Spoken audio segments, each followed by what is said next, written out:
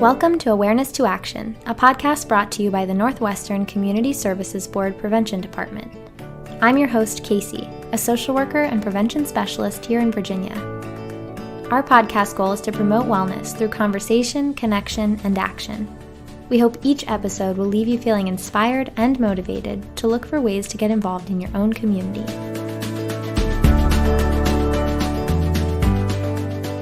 Welcome back to Awareness to Action, and Happy New Year. Today we're joined by Shanza Isom. Shanza is an assistant professor in the James Madison University Department of Social Work, where she teaches undergraduate courses and directs field instruction. Shanza is also a facilitator and trainer, with expertise in areas of mindfulness and holistic well-being.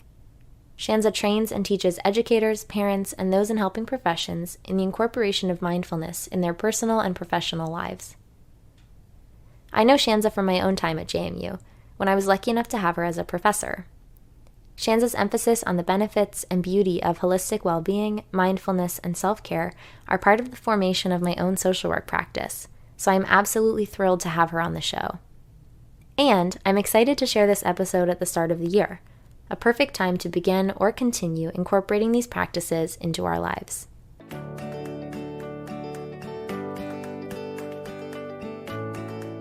All right, Shanza, thanks for being on the podcast today.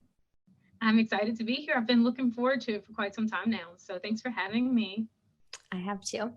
And I'm just looking forward to what we're going to dive into. I think it's going to be really good. Let's do it.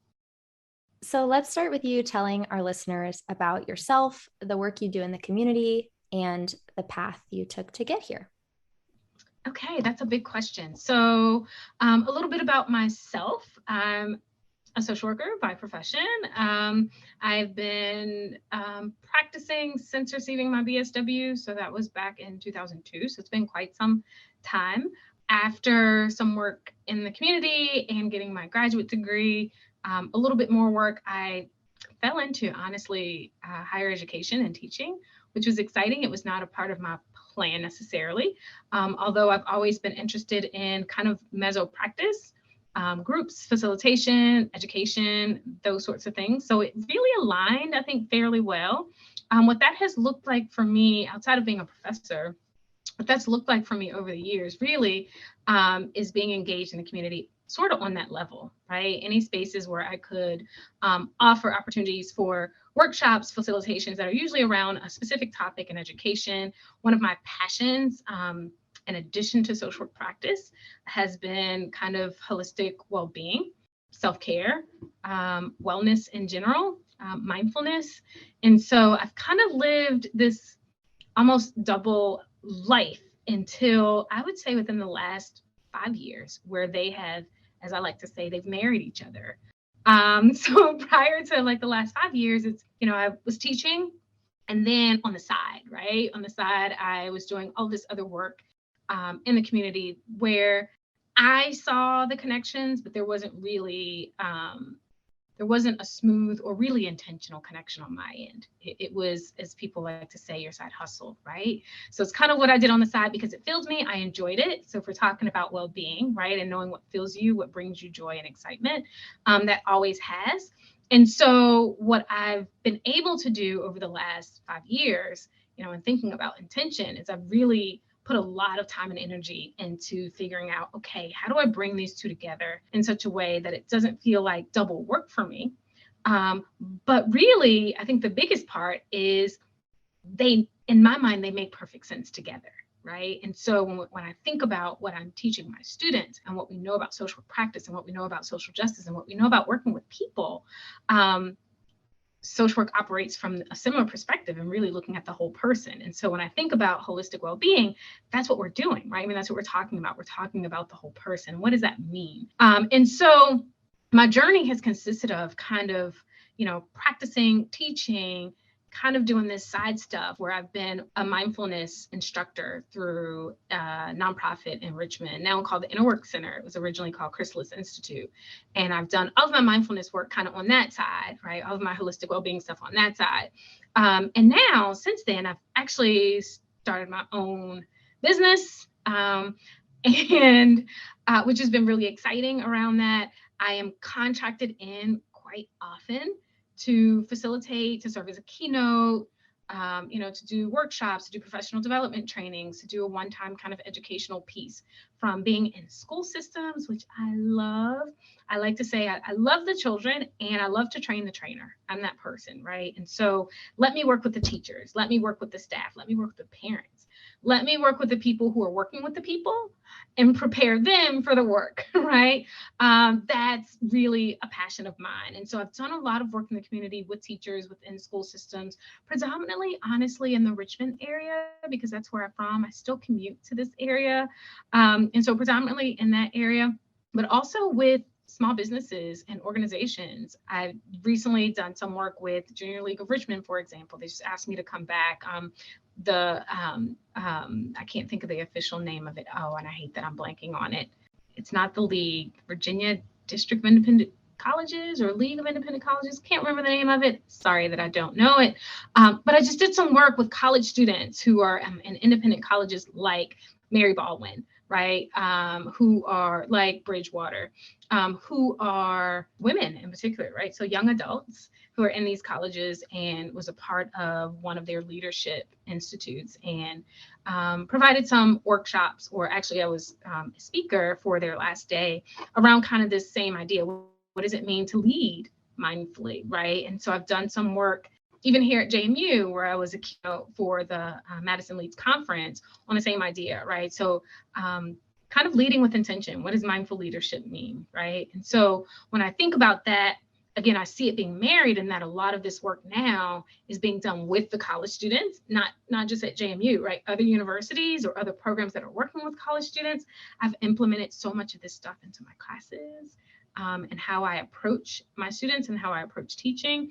And then again, very much still out in the community where I'm contracted in or asked to speak or provide. And some of these are spaces where I wouldn't naturally think that I would fit. But there's an interest in the topic because we're all in a place where we could use kind of some reflection, some guidance on what does it mean to be well, right? Especially in the midst, I think, of COVID, because some of our responses to that have likely changed. So I would say that that's how my journey has looked up until this point, in as much of a nutshell as I could say it. In some of my work in the community, I could go on and on, but I'll stop there. And if you would like for me to add more, I so could do that also. Well, I love what you just said about training the trainers. For the benefit of our listeners, for some context, Shanza was one of my professors when I was at JMU. And self-care was such a focus in our classes, in our courses. And at the time, I remember thinking, like, I know this is important, but we're really talking about this a lot. And now that I'm in the field, I'm like, oh my gosh, that was so crucial to my formation as a social worker. I mean, I can't really emphasize that enough. And so I'm glad that you used that phrasing and highlighted that, because training the trainers is important. And now training the trainers is important. And for many of us who are working, I just did a workshop for those who are in helping professions. And since you've left, I've created 2 electives. Mindfulness is a wellness practice, and self-care for helping professions. Because I feel like, and as you know now, as you're out and practicing, right, real world now, it's so crucial. I think we hear the term self-care and we're like, it's kind of, we've talked about it so much that it's slightly watered down. And one of the things that I find interesting about anybody who's working with people and those in the helping profession, especially those, social workers, nurses, teachers, we're seeing right now, right? This is nothing new. We know, research has shown that the work that we do have an impact on our well-being. That is not new, right? That's something we're all aware of it, right? Burnout, compassion fatigue, vicarious trauma, those things are not new. The research is there, right? And I think what we're slowly starting to realize now that we're in the middle of a pandemic, I think other people are realizing how much people who are in certain fields are impacted by the work that they do, by the demand that's placed on them, right? And we're not talking physical demand necessarily, right? We're talking the emotional and mental toll that it takes to do some of this work. And unfortunately, I feel like although there's probably not a social work student, there's probably not a nursing student or a teaching student who's not aware of the fact that self-care is important for our field, a little differently maybe than others from a professional standpoint. Personally, it's important for all of us, right?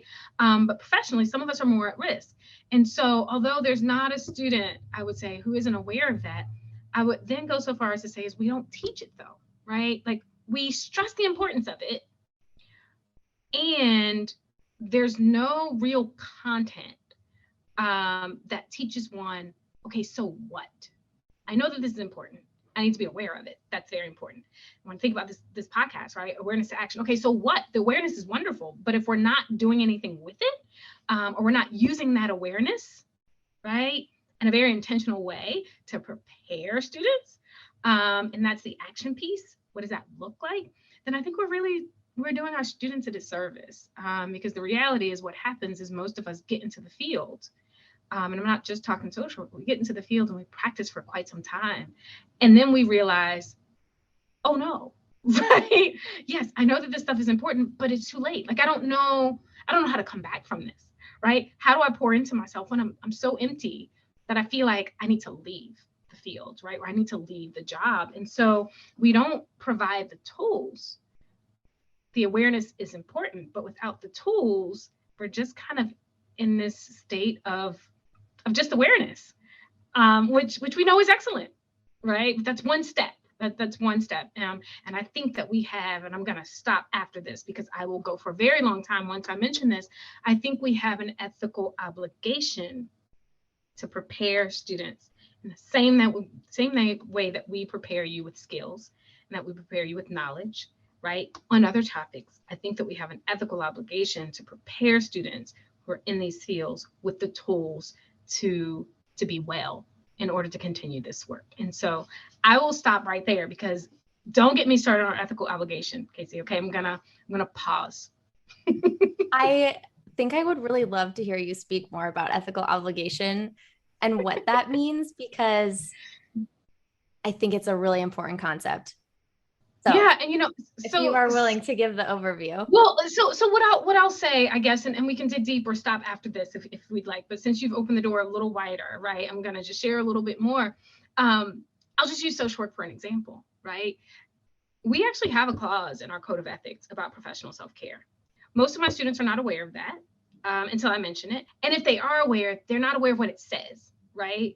And so if we have something there, just like we have ethical obligations for other things, right? If we have a code of ethics that we're abiding by and students are memorizing the values, right? And they're memorizing all of these things. Some of them can tell you the preamble, right? Like all of this stuff.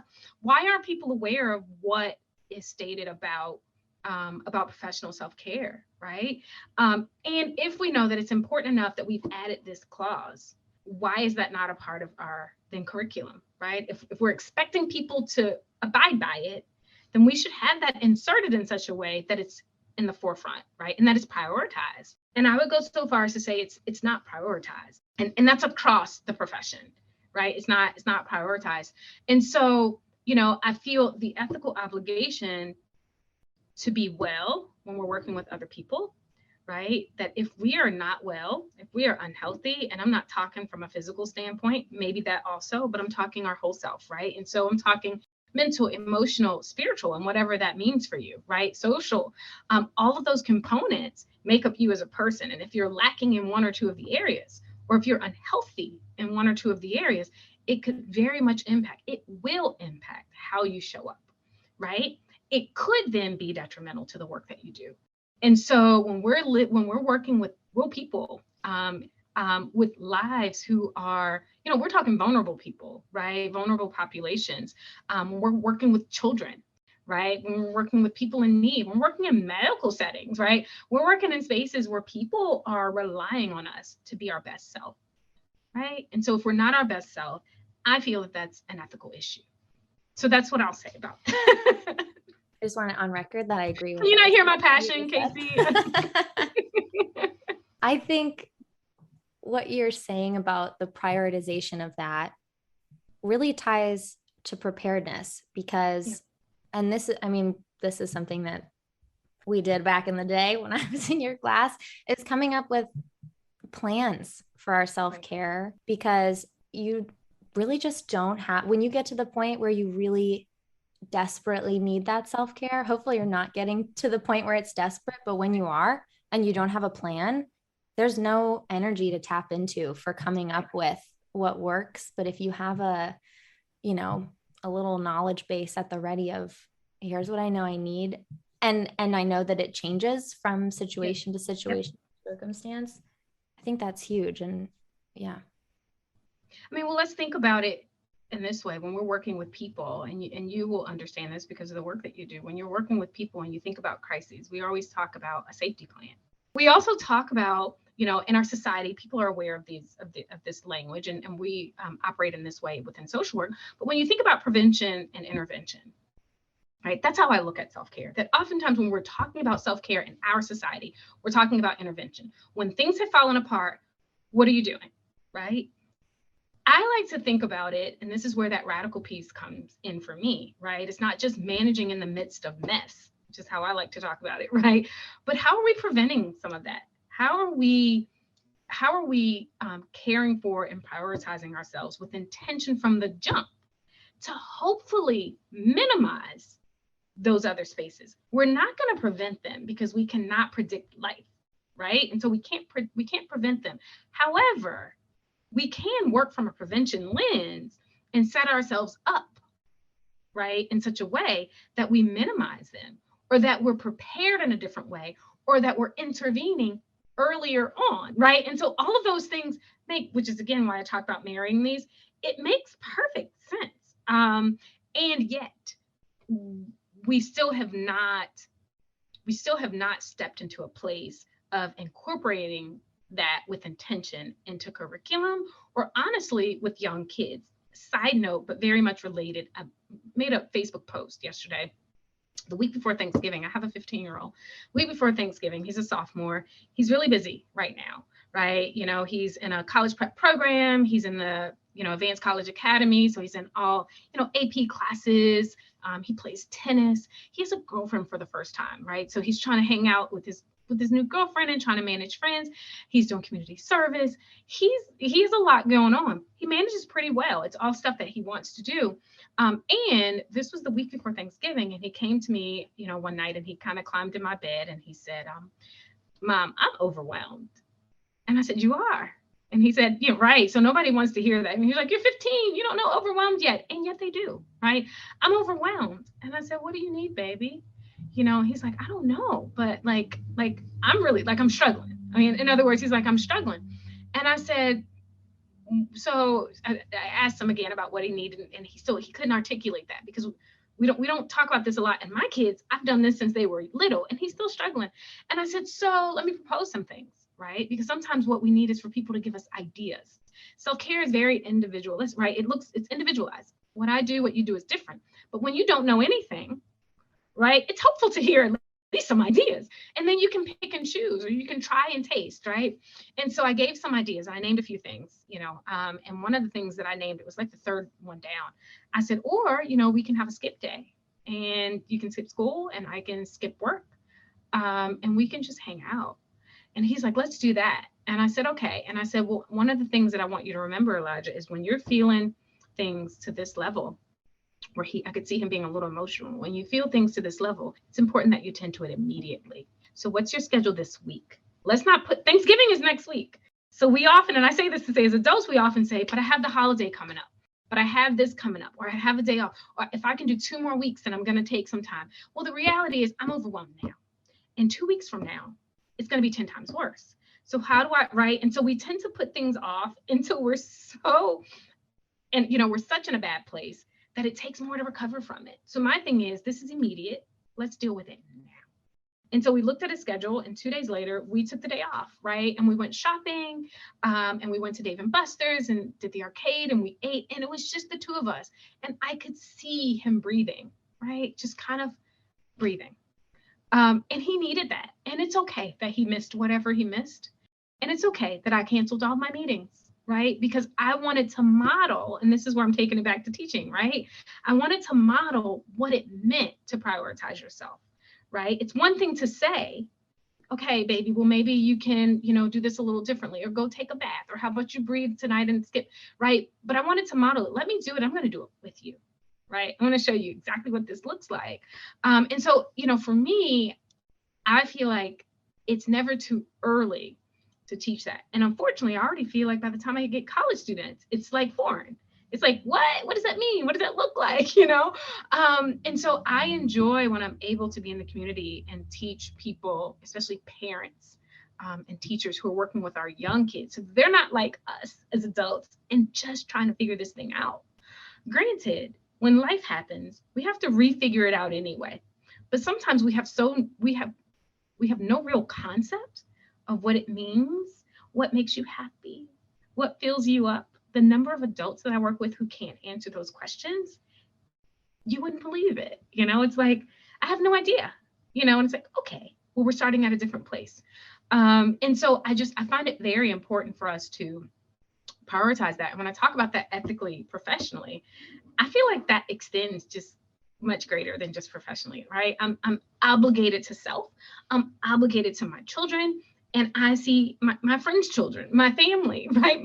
My students. Like, it's my responsibility to make sure that you have the tools that you need. It's up to you to use them, but that you have the tools that you need so that when it's time to use them, you have something. And I feel like that's a huge gap for us in our society. I have so many thoughts. My first thought is sort of about boundaries in self-care, because it's not easy to say, yeah, I have to cancel these meetings. And it's not easy to say, I really just don't have the capacity for that right now. But I'm always glad when I do. There's never a time where I'm like, man, I wish I had been dishonest about my capacity. It's always like, why wasn't I honest? Why didn't I tell them that I didn't have space for that? And it's not easy, Casey, because we haven't normalized it. Right. There's guilt with it. And there's this feeling of like, why am I not able to do it all? But that's part of the modeling. Like, and maybe this is just a way that I make myself feel better, but I think when I say no to something, or I tell someone, that can I do that another time? Because I really just can't do it right now. I remind myself, you know what? You just stood up for yourself. You stood up for your needs. You stood up for your wellness. And even if the other person doesn't realize it, that was good for them to witness. This is all good and helpful because it's not normalized. So here's my little pebble that I'm throwing in to help normalize. Yeah. And, it almost saddens me that we don't feel like we have permission to set boundaries for ourselves, which is fascinating to me, because if we don't set boundaries for ourselves, they won't exist, right? And so, but you're right. There's a lot of these other feelings that come with that, and that's a cultural thing. That's a societal issue that we struggle with, and we haven't normalized it. So you feel bad for doing it, or you feel like, I can't cancel these meetings tomorrow because people are depending on me. Well, I'm depending on me. For me too, right? And so it's funny, and I'm going to be honest, I didn't feel bad canceling my meetings that day, like, at all. I would not recommend that we go around canceling meetings all the time, right? Right? I mean, and I recognized, one, that my son needed me, and honestly, I needed a day too, right? And those meetings will wait until tomorrow, or until I can reschedule them. And I again, as a common practice, not the best thing. You're actually going to create more stress for yourself if you procrastinate and put things off all the time, right?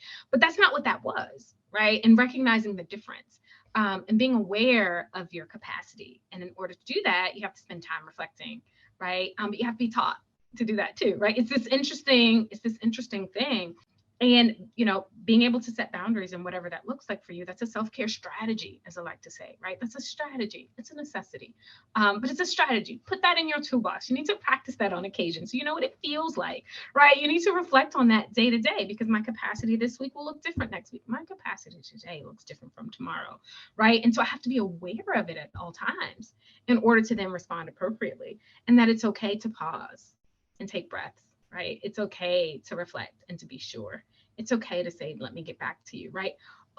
we exist in a space where everything has to be kind of immediate and we move so fast, but the pausing and reflecting, the taking the time, the I'll get back to you. Those are all, okay, I'm not sure. Let me think about it, and get back to you. I think that's seen so much now as like a rejection, or, oh, that must mean no.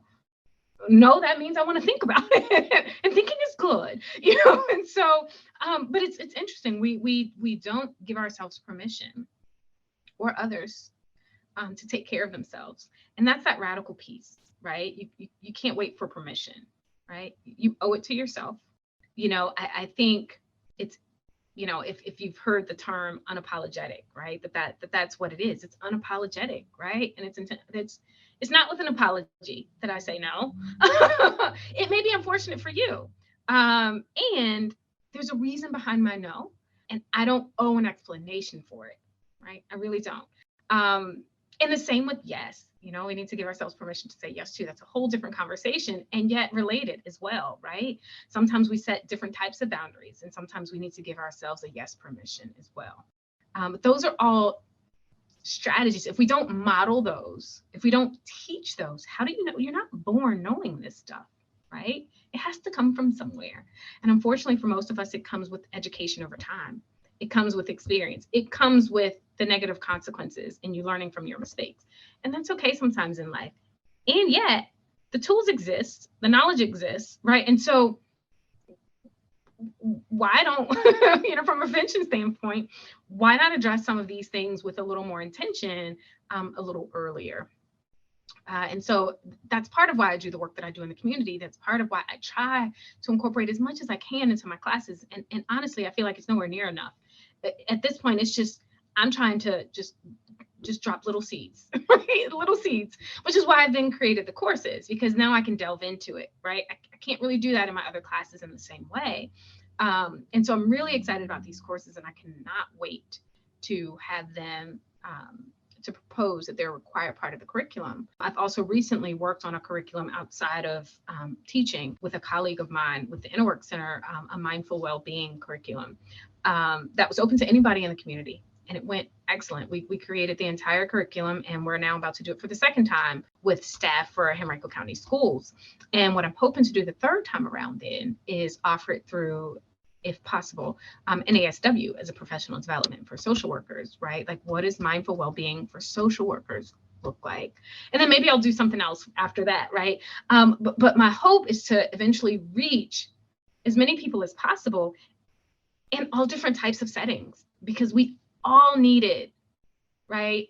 In some way, shape, or form. What it may look like could vary, but we all need the space to be intentional about it. We all need the space to reflect on it for ourselves. We don't take that time day to day, right? And so when you have these spaces, when I was doing that workshop with the college students, one of the things that they said was, this is the first time I spent time really thinking about that for myself, right? Because when we tend to think about it is when we need it most. And as you mentioned, it's likely the worst time to think about it because we're not in a space to do that well, Absolutely. I would love it if you have so many things that you're passionate about. You have so many projects, so many things you're working on. And I think it's important. And you mentioned, when you were first talking about what you do, this idea of double work and making sure that everything you're doing doesn't feel like double work. So I would just love for you to share, I hate this because it sounds cliche, but how you balance it all, because there are ways to mindfully be very engaged in the community, be very involved without overdoing it. And it seems like you're doing that well. And I am trying to do that well. I have some people who will say things like, I want Shanza to come because you're an expert at this. And an expert just means that you've done enough research, you've practiced it enough that you may have a little more knowledge than the average person, right? I recognize that also sometimes I don't think people realize that I'm still learning too. But the more that I do it, the more that I learn, right? And the more that I'm doing this and prioritizing this work, the more I'm reminded to prioritize the practice for myself, right? That's the beautiful part about doing what you're passionate about, because it doesn't feel like extra work, right? It's actually the part that makes me the most excited. And so from a capacity standpoint, with time, I have to be mindful because I can't do everything. I just cannot, even when I want to, I can't do it all. And when I'm doing those things, they feel good. They're not taking from me, right? And so trying to find, and that's probably a separate conversation, but I talk to people a lot about, when you're thinking about finding your purpose, right? It's usually those things that give you the feeling, right? Where it's like, I may be doing a lot of this, but it feels so good, right? And so that's another conversation. But the business that I started is called Be Well, right? And it's self-care and holistic life balance. And so you brought up that balance. And I thought about that because, I tend to not care for the term or phrase work-life balance. I've kind of moved away from that because work is a part of life. Like work-life balance, that doesn't make sense to me in the same way. It's life balance, right? And work is a piece of that.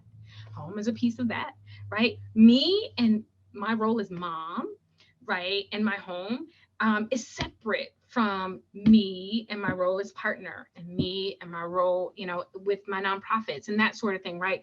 But they all are part of my life, and so it's all me. It's me trying to figure out and find balance within those things. So when I think about balancing it, I think the first thing that comes to mind is really, we've used this word a lot and it's going to be kind of funny now, but, that awareness piece, right? Where I have to check in with myself on a regular basis. I was just joking with my students today when I mentioned something, and I told them, and I said, yeah. And so, I said, I can't do that right now, and so going back to this comment, and they laughed at it, like, oh my gosh, I can't believe you told me you can do it. And it's like, what's wrong with that? Nothing wrong with that. And so the balance piece for me starts with regular check-ins with self, right? Regular moments to reflect on, okay, how are you really, Shanza? Like I laugh when I ask people this question. So, how are you? Okay, but how are you really? In other words, let's be honest, let's be vulnerable, right? And sometimes our gut response for how are you is not really how we are. And so allowing ourselves to be honest and truthful, to be real and vulnerable. And if you can't do that with yourself, you're going to have a really hard time in life. And so to do my honest check-in, and sometimes that's you're doing a little too much, baby girl, right? This is beautiful and you're not sleeping.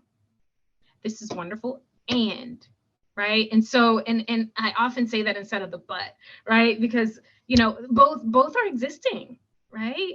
And sometimes they're in conflict with one another. And sometimes they're just both existing. And so now I need to figure out, okay, so what do I do with the fact that they're both here? And so that initial checking in with self. And when I mentioned that I asked my son what he needed, so often we don't know what we need. When friends call you and they're stressed, well, what do you need right now? I don't know. And oftentimes it's because you can't feel that need, right? But if you're not able to reflect and identify the need within self, then even you can't feel it personally, right? And so I'm constantly reflecting on where am I right now, right? That's that mindfulness piece, being able to drop completely in. Where am I right now? What am I feeling? What am I thinking? What do I need right now? And then being willing and able to offer myself grace, and be kind and gentle, because we're often super kind and gentle with other people and very harsh and critical of self. And so I often will, kind of, if you imagine giving yourself like an internal hug and squeeze, just a little gentleness, oh, that's really difficult right now, or you're going through a rough patch right now, baby. Like just talking to myself about it and showing a little kindness, and then reflecting on, what do you need right now? Sometimes for me, that balance means looking at my schedule and figuring out what I need to take off, right? Sometimes for me, that means figuring out, okay, I need connection. Maybe putting in some opportunities to be with people. Maybe that means I need therapy session right now. Maybe that means, right? Maybe that just means I need a day off, right? Maybe that means I need a hug. Maybe I need a good cry, and that's okay too. Maybe I need some me time, and maybe I need fun. Maybe I need sleep. But whatever the need is, being able to name it.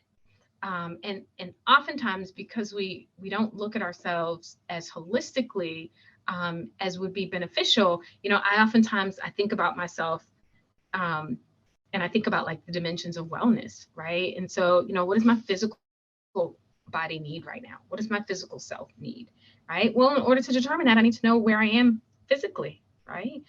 For me, body scans help with that. I'm able to determine. I have a lot may be a stretch. I have some medical issues that cause physical pain, so I'm able to reflect and check in on where my body is, what's needed there. Emotionally, where are you emotionally, Shanza? Oh, that's where I'm struggling the most right now, right? And I'm able to say that. And when I work with students, we're able to say, well, I'm doing really good right now physically. I'm doing really good kind of with my social connections and my support systems. Those things feel really good. Psychologically, I feel like I'm all right, And then I'll have students say, I think emotionally I'm a mess. But being able to tease that out, right? Because when you're feeling off or when you're feeling overwhelmed or anxious or stressed, it's hard to pinpoint the root cause, right? And without a root cause, it's hard to then act on it, right? It's hard to then address it. And so you have to identify the root cause. So for me, balance looks like creating space to do all of those things, right? And so that I could recognize that my whole self consists of multiple parts. And when any one is off, right, lacking, it creates this. It's no longer balanced, right? You don't feel like there's a balance. That may not be the word that you use. You may feel like I feel a little off, or I feel a little right. And that's because something needs tending to.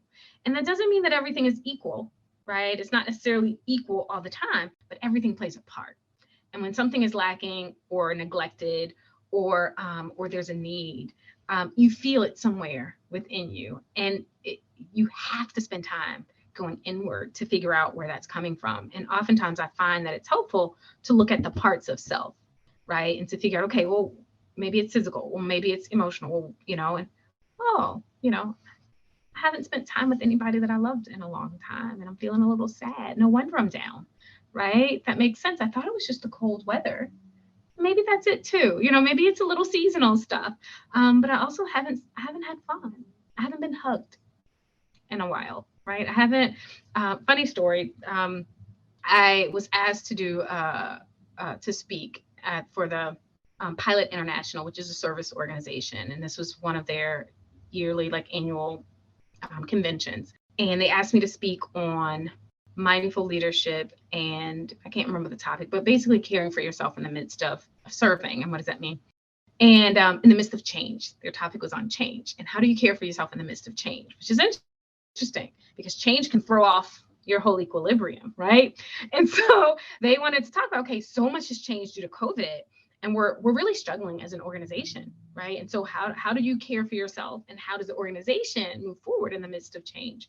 And I asked a question, and I asked about, what do you need? So I was given an example, and I said, if I were to throw this to the group, and if I were to ask you to just spend a second, I had them spend a little time reflecting, and to reflect on, what do you need right now in this moment? If you were to identify what do you need? And I gave them a minute, and I came back and said, okay, who would like to share?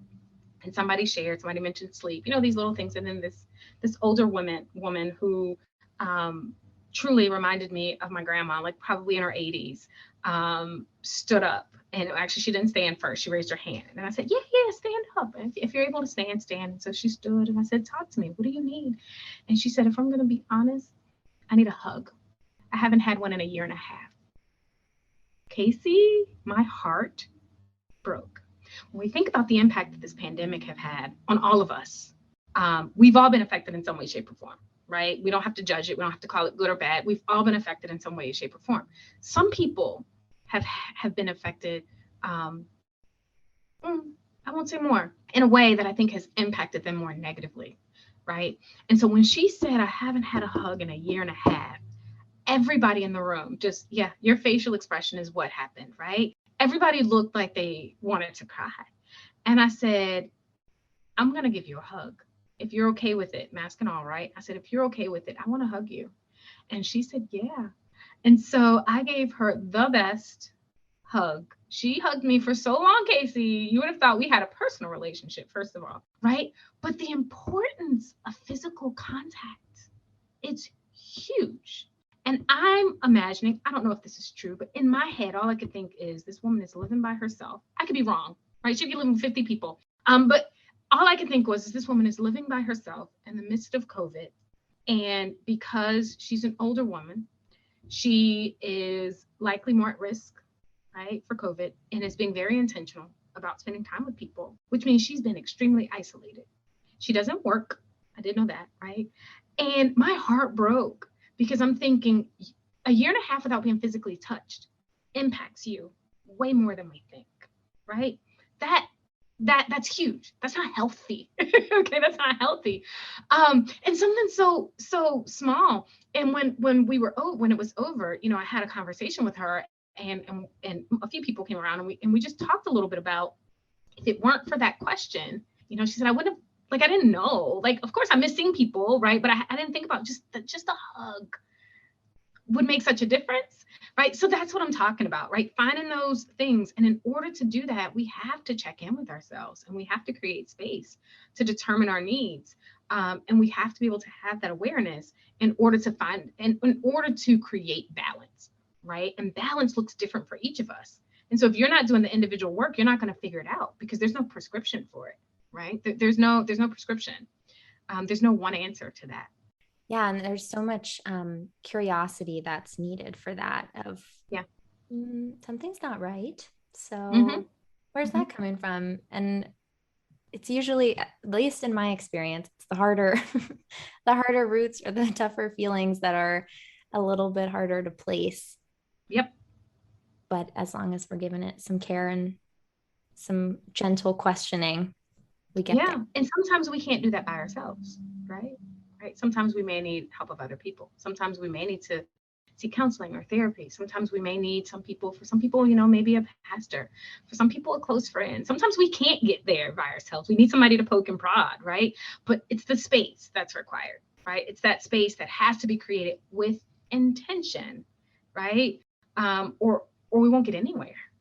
I think I'll never stop being amazed at the power of creating that space. Like what that does when I create that space for myself, or I create it for someone else, or it's created for me, it is transformative, literally every single time. Yeah. And I think what's interesting is, I don't think we realize how necessary, like, that can't be optional. Right. And that's the issue. And yet, how do you learn about the importance of that? Right. So when we reflect on, one of the things that I like to do in some of my workshops is I ask people to reflect on, when did you first learn about self-care? Right. Let's go back. When did you first learn about it? When did you first learn about the definition? When did you first learn about the practices and what it looks like? And usually it's really interesting, because I'll either have people say, truly, I learned about it in college, right? Or I learned about it as a parent. It's adults. It's very rare that people have heard the concept as a kid, maybe, but where did you really learn about it? And then when I say practices, I get a lot of pauses. And usually I'll get people to say, oh, in college, I took a class, or I had a professor who, or, well, as a parent, I just kind of figured it out that I needed to do this thing. I don't even know what it is, but I need to do it. Or you get the blank faces. I don't know if I know that yet. I don't think I know. I know what I kind of try to do to take care of myself. But I don't think I've ever been taught that. Right. And that's the piece that I think is missing. And unfortunately, I don't have the superpower that I want to have. We all have superpowers. I don't have the one that I want to have, because if I did, I would be able to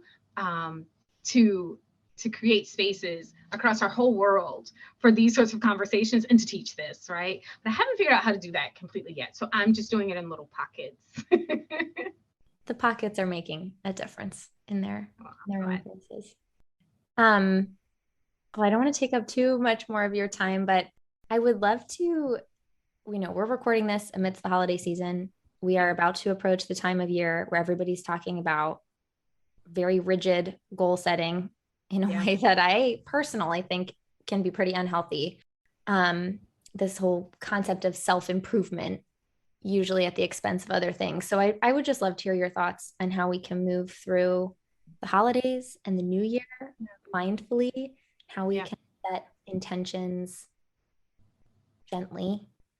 Yeah, I mean, the holidays can be challenging for people. I think all the things. So maybe from exciting to anxiety provoking to very emotional, traumatic for some people, right? Holidays can, I think, evoke all types of feelings. And I think the mindful piece is really important, right? So when you think about mindfulness, I like to use John Kabat-Zinn's definition, and it's really, it's paying attention, right? And it's doing so on purpose, right? So now we're talking intentionally, right? On purpose, in the present moment. So the right now, this is where you are because this is all we've got for real, right? And then without judgment. And that's that kindness, that gentleness, that grace that sometimes we forget, right? And so when you think about those three aspects and you think about setting intentions, I encourage people to start from there, right? And to think about, and I just mentioned this before, but moments of pause and reflection, offering yourself and others grace, spending time with gratitude, right? We're so quick to think about, okay, what's next? What do I need to do next? But starting from those places, I think allow for you to enter a little more gently, right? So when you start from grace, when you start from gratitude, right? When you start from no judgment, it allows for you to really think a little differently about what your journey, what your aims are, what your goals may be, right? A little differently, right? And so I think, when you think about the concept of more radical self-care and taking care of yourself and whatever that may mean for you, without apology, in the midst of anxiety and stress and all these other emotions, I would encourage people to begin with from a place that's more kind and gentle, offering yourself a little gratitude and grace. And then this is where really my last conversation fits perfectly here. In order to set intentions, you have to go inward, right? I mean, you have to bring about a sense of awareness in order to aim for anything, right? What motivates you? What are you passionate about? Where would you like your journey to be? I mean, any and all of that. You can't do any of that without going inward. And so I encourage people to think about, what does that look like for you? What are your priorities, right? Intentions help to provide a little focus, right? It gives us motivation, but trying to keep a positive outlook, not so positive that it's not productive, right? But we're talking realistic, right? We want to set ourselves up for success in life. We want to set ourselves up for wellness, want to set ourselves up for happiness, for love, right? All of those positive things. And if you enter from a place of unrealistic expectations, more harsh and rigid language or spaces, it really sets you up for critical, right? Feedback to self afterwards, right? Any opportunity that you didn't meet a goal, for example, you're more likely to be critical. When you're a little more open, when you're a little more, and not just positive, I mean, it really is like more grace oriented, just more kind on a very basic level. I think you tend to be a little more, I think, clear, a little less judgy, and honestly a little more flexible. And I think kind of that flexibility, although sometimes when we think about kind of aims and goals, we think we want to be very specific, but specific doesn't mean rigid, right? We're just talking clarity. You just want to be clear, right? That doesn't mean rigid. And you can be clear and allow for flexibility. You can be clear and allow for grace. You can be clear and be gentle and kind, and allow yourself the opportunity to redirect, to change, and to shift as necessary. It's not a yes or no, I did it or I didn't, right? It could be okay, this is where I was going. This was my intention, and some things change. So how do I move in this direction? What does that mean for me? What does that look like? What do I want from this? What was my goal? And like, what was my purpose behind creating this? And how do I look at that a little differently, right? Which is a lot less critical and a lot more open and gentle. And so I encourage people to start from a space, if your end goal is to, and most people, I think this is a part of most people end goals, is to be healthy, right? To be happy, to be loved, right? I mean, some of those positive things. You cannot do that if you're starting from a place that is not also positive, right? Like you can't. Part of that is really creating the space in your, I like to talk about heart spaces, right? From a heart space that's already kind, that's already gentle, the way that you would do it with a kid, the way that you would do it with your best friend, right? If they were talking about goals, the way that we would talk to them about that and how to get to that. And, oh, we'll be, well, if that doesn't work out, that's okay. This is what, right? Our language is a lot different. And so how do you start there with yourself? Because then that language will continue to flow. That flexibility will be present, that openness, that willingness to make shifts and changes as they arise. Life is unpredictable. And while it's beautiful to have goals and to set intentions and to aim for certain things and to allow for that to motivate you, it is just as important to allow for the possibility of whatever. I'll stop with that. I just am thinking, when you leave room for flexibility, you leave space for really good things to enter in. Like that goes beyond just what we're bringing to the table. If we have flexibility for how our goals can change, then there's space for extra good things that we couldn't possibly anticipate. That's right. And we have to remember that in many ways, we don't have control. Mm-hmm. And in many ways, we don't have the power that we think we do, right? And some we do, but in many ways, we can't predict how things are going to turn out. And we don't have control over everything that comes our way. And so we can set intentions, we can aim for certain things, we can be motivated to accomplish all these great things. And if we don't leave space for not only the good things, but for life to happen, we will be disappointed, we will be hurt, and we'll be thrown off so much that if you can't then redirect, right? Or bounce back a little bit, right? When you think about, I don't really want to use the word resiliency here, but for lack of a better word, right? It really fosters that. And it's important for us because life will continue to happen. Like it's not going to stop. It will continue to happen. And I think personally that that's a beautiful thing. Mm-hmm. Right? Some things that happen can be horrific, right? So some can throw you off, some can be painful, some can be, right? All those negative things are possible for all of us. And some can be absolutely beautiful and life-altering in the best of ways. And so we have to always allow for life and be okay with that a little bit, Mm-hmm. It's here. That's right. That's right. That's right. So I would love for you to share if you have any resources, and if there's too many to list, we can always just link them in the description. Any resources you would recommend for listeners who are wanting to learn more about some of what we've discussed? Yeah, I would love to send you a list in addition, because I try to keep resources, because so I could definitely send you some things. One of the things that comes to mind for me, and only because I used it recently, Wellness from Within. I don't know if you've ever heard of it, but they have like a little booklet, which is really cool. And I think you can download it for free. I find is a really good place to start. If you haven't done any real work with kind of holistic well-being and really trying to look at like you as a whole person and all parts of self, it's a really good, I think, start. But I do have some other resources, and I'll happily link them. So now for the question we ask all of our guests: what does the process of awareness to action mean to you? So it's interesting because I think throughout a few times, I've kind of brought up this concept of awareness and what that means. And I think, increasing one's awareness, right? So when I think about awareness to action, increasing one's awareness allows for the opportunity, I think, to be educated, which I think is necessary in order to act. And when I say educated, I don't necessarily mean outside education, right? I'm talking even when we go within, that's educating, right? And so increasing that on any level, right?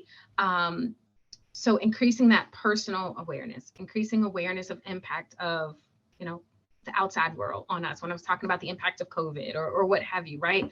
But when you spend some time to focus on and become more aware, you are then able to act. You can't really act without awareness, because then that's not intentional anymore, right? So in order to be intentional, which when we're acting, we want to be intentional because typically we're acting for a desired outcome. And so in order to do that, there has to first be a level of awareness. And again, whether that's personal, right? So we're talking personal awareness for our own well-being, or if we're talking within community so that we can advocate for change, it really doesn't matter the level. You have to start from a place of awareness so that you can then educate yourself, find resources, whatever you need to do, right? To align yourself best to then move into act. So that's what comes to mind for me. And as I think about that, I think on my personal journey, I think that's that resonates in the same way as it does on my professional journey. I think it is the exact same for me when I think about my profession as when I think about my work with my kids, right? Like it really is the same for me, that awareness is needed prior to any action in order to act from a place of intention. Mm-hmm. I love your use of the word alignment in that. I really like that a lot. It's a beautiful word, by the way. Yeah. I like words, so. Well, Shanza, thank you so much for taking the time to be with us, as we've already discussed. I know you have a whole lot on your plate, a lot of good things, and I'm just really grateful for this whole conversation that just feels very uplifting to me. And our 2021 Awareness to Action episodes will be ending with this one, and it feels like a really great one to take us into 2022. So thanks for being here. I am just very grateful for the opportunity to be here, to see your face for one. Again, it's really nice to see you, to see the work that you're doing. I'm really excited for you and honestly proud of you, because I do feel like I was here and a part of your journey. And so Really proud of you and where you are right now. And I think that this podcast is, necessary. Like it's really needed. And I'm hoping that whatever I offer today benefits somebody. I was very excited to be a part of it. And after talking to you, I'm hoping you can see my passions. Yeah. I'm really easy to find, by the way, if anybody's interested in reaching out and talking a little more about what, mindful living, or just, setting intentions, or just holistic well-being overall. I'm open, but I appreciate you having me.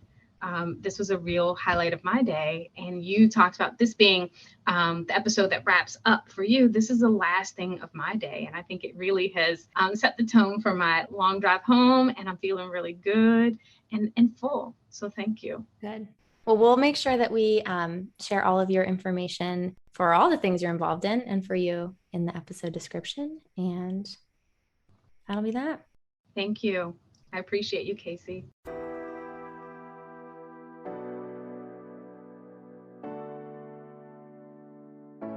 Thanks for listening, and thank you to Shanza for joining us. Make sure you subscribe to Awareness to Action so you don't miss out on any of the conversations we have coming up in 2022.